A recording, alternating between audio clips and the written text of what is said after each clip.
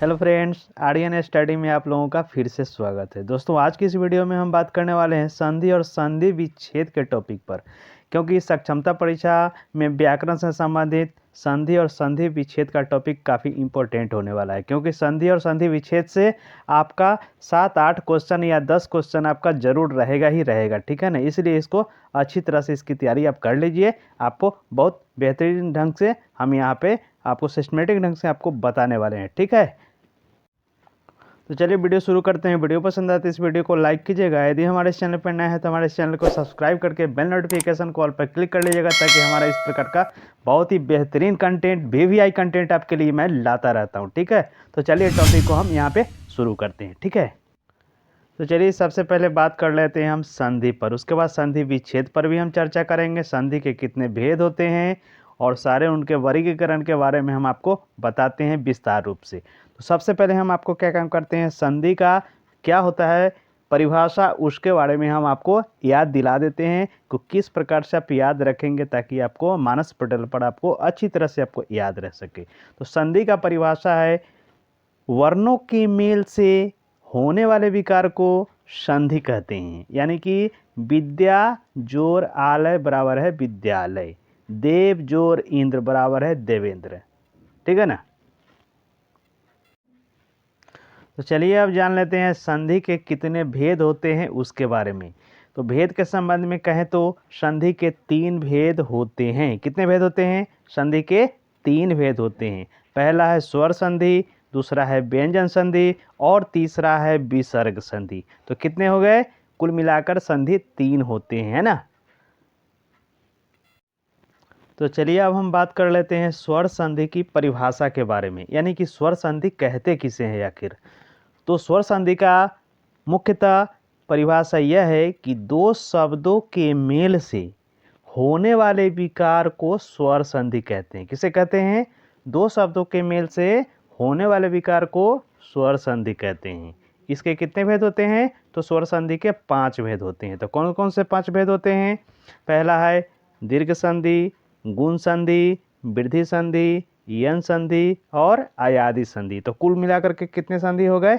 5 संधि हो गए, याद रखिएगा, ठीक है। तो स्वर संधि की परिभाषा क्या हुआ? दो स्वरों के मेल से जो विकार उत्पन्न होते हैं उसे स्वर संधि कहते हैं। इसके 5 भेद होते हैं, दीर्घ संधि, गुण संधि, वृद्धि संधि, यन संधि और आयादी संधि, ठीक है। तो चलिए अब हम बात कर लेते हैं व्यंजन संधि के बारे में। तो व्यंजन संधि की परिभाषा क्या है उसके बारे में हम पहले याद रखने का हम कोशिश करेंगे। तो व्यंजन संधि की परिभाषा हम किस प्रकार से हम याद रखेंगे? व्यंजन वर्णों के व्यंजन या स्वर में मिलने से होने वाले विकार को हम व्यंजन संधि कहते हैं। व्यंजन वर्णों के व्यंजन या स्वर में मिलने से होने वाले विकार को हम व्यंजन संधि कहते हैं। क्लियर है? तो चलिए अब हम बात कर लेते हैं संधि विच्छेद के अर्थ के बारे में। तो यानी कि संधि विच्छेद का अर्थ वास्तव में क्या होता है उसके बारे में हम डिस्कस कर रहे हैं, ठीक है। तो संधि विच्छेद का मुख्यतः अर्थ क्या होता है? ध्वनियों को अलग करना। क्या होता है संधि विच्छेद का अर्थ? ध्वनियों को अलग करना। यानी कि कहा जाए कि संयुक्त शब्दों का ही संधि विच्छेद होता है। क्या होता है? संयुक्त मतलब ज्वाइंट। ज्वाइंट जो शब्द होता है उसी का ही संधि विच्छेद होता है, ठीक है। तो चलिए अब हम कुछ बात कर लेते हैं आपको संधि विच्छेद के कुछ उदाहरण के बारे में। आपको हम संधि विच्छेद का कुछ उदाहरण हम आपको पेश कर रहे हैं। आपको इस प्रकार से आप अभ्यास करेंगे, बार बार आप उसका उच्चारण करेंगे, यानी कि उसका बोलने का प्रैक्टिस करेंगे, तो आपको मानस पटल पर आपको ये संधि विच्छेद आपको बैठ जाएगा, और जिससे आपको एग्जाम में आपको काफ़ी सहूलियत मिलेगी, ठीक है ना। तो चलिए आपको हम कुछ उदाहरण आपको हम बता देते हैं संधि विच्छेद का। जैसे मान लेते हैं अक्षौहिणी। अक्षः जोर उहिनी, अक्षौहिणी। उप जोर आय बराबर होता है उपाय। ऊपरी जोर उक्त बराबर है ऊपर युक्त। दुह जोर जन बराबर है दुर्जन। दुह जोर कर बराबर है दुष्कर। निह जोर चय बराबर है निश्चय, ठीक है। जोर छल बराबर है निश्छल। निह जोर सार बराबर है निस्सार। निह जोर गुण बराबर है निर्गुण। निह जोर जल बराबर है निर्जल। निह जोर झर बराबर है निर्झर। निह जोर मल बराबर है निर्मल। नी जोड़ धन बराबर है निर्धन, तेजह जोड़ मय बराबर है तेजोमय। देखिए यहाँ पे समय विसर्ग लगा हुआ है तो इसका प्रोनाउंसिएशन आपका यानी कि उच्चारण यहाँ पे बदल जाता है। मनः जोड़ बल बराबर है मनोबल, मनः जो हर बराबर है मनोहर, मनः जो रथ बराबर है मनोरथ। तो इस प्रकार से विसर्ग लगने के बाद यहाँ पे देखिए उच्चारण यहाँ पे बदल जाता है। ठीक है। मनः जो रम बराबर है मनोरम, पयः जोर धर बराबर है पयोधर, सरह जोर वर बराबर है सरोवर, यशः जोर धरा बराबर है यशोधरा, पुरह जोर हित बराबर है पुरोहित। तो इस प्रकार से हम इसका उच्चारण करेंगे तो आपके मानस पटल पर ये संधि विच्छेद आपका बार बार अभ्यास करने से क्या होगा ना, आपका प्रैक्टिस हो जाने पर क्या होता है, दिमाग में आपका बैठ जाएगा और अच्छी तरह से। ठीक है।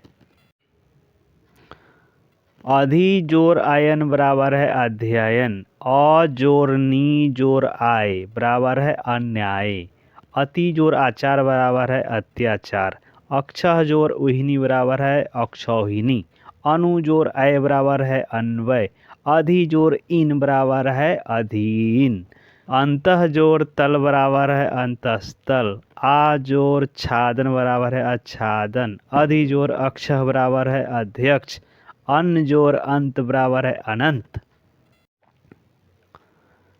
उत जोर नायक बराबर है उन्नायक, उत जोर यान बराबर है उधान। क्या होता है, उत जोर यान बराबर उधान, उधान माने बगीचा, उत जोर लास बराबर है उल्लास, उत जोर भव बराबर है उद्भव, एक जोर एक बराबर है एकाएक, कपि जोर इंद्र बराबर है कपींद्र, कवि जोर इंद्र बराबर है कवींद्र।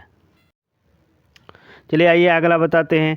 अति जोर उत्तम बराबर है अति उत्तम, अति जोर अधिक बराबर है अत्यधिक, अत्यधिक माने ज़्यादा, खग जोर इंद्र बराबर है खगेंद्र, अभि जोर शेख बराबर है अभिषेक, गज जोर इंद्र बराबर है गजेंद्र, आशीष जोर वाद बराबर है आशीर्वाद। देखिए इसमें हलंत लग गया तो उस पर आशीर्वाद में ऊपर रेफ लग गया है र वाला। ठीक है। गौ जोर अक्ष बराबर है गवाक्ष। चलिए अगला बताते हैं। इति जोर आदि बराबर है इत्यादि, उत जोर चारण बराबर है उत्चारण, उत जोर आय बराबर है उदय, उत जोर ज्वल बराबर है उज्ज्वल, देव जोर इंद्र बराबर है देवेंद्र, धन जोर आदेश बराबर है धनादेश, धर्म जोर अर्थ बराबर है धर्मार्थ, निह जोर न्याय बराबर है निर्णय,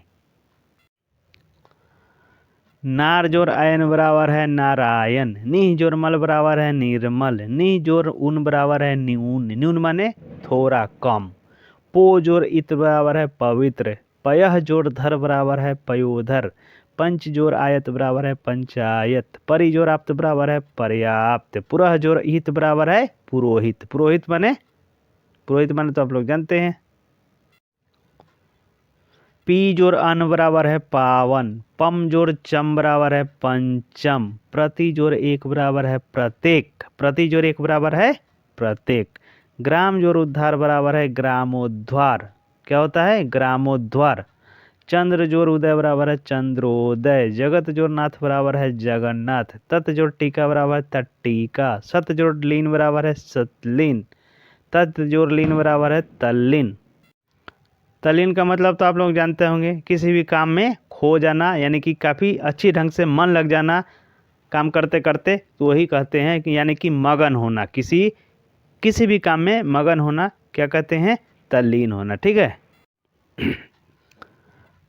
प्रति जोर इच्छा बराबर है प्रतीक्षा, सम जोर ऋषि बराबर है समृद्धि, सु जोर आगत बराबर है स्वागत, महा जोर इंद्र बराबर है महेंद्र, मनः जोर रथ बराबर है मनोरथ, महा जोर ईश बराबर है महेश, मीन जोर अक्षी बराबर है मीनाक्षी, यशः जोर धरा बराबर है यशोधरा, यदि बराबर अपि बराबर है यद्यपि, रत्न जोर आकर बराबर है रत्नाकार, वाक जोर इस बराबर है वागीश, मनः जोर पति बराबर है मनस्पति, वनः जोर पति बराबर है वनस्पति, विह जोर अर्थ बराबर है व्यर्थ, व्यर्थ माने खराब हो जाना, बिना किसी चीज़ का यानी कि व्यर्थ का, किसी काम का न होना, वी जोर आय बराबर है व्यय। तो संधि के बारे में हम यहाँ पे आपको परिभाषा भी बता दिए हैं, उदाहरण भी बता दिए हैं और किस प्रकार से आपको संधि विच्छेद करने का तरीका जो होता है वो तरीका भी बता दिया हूँ और किस प्रकार से इसका अभ्यास करेंगे ताकि आपको दिमाग में मानस पटल में आपको अच्छी तरह से संधि विच्छेद आपको बैठ जाए और परीक्षा में आपको काफ़ी सहूलियत मिले। उसी के ख्याल से मैंने आपको ये वीडियो आपको बनाया हूँ।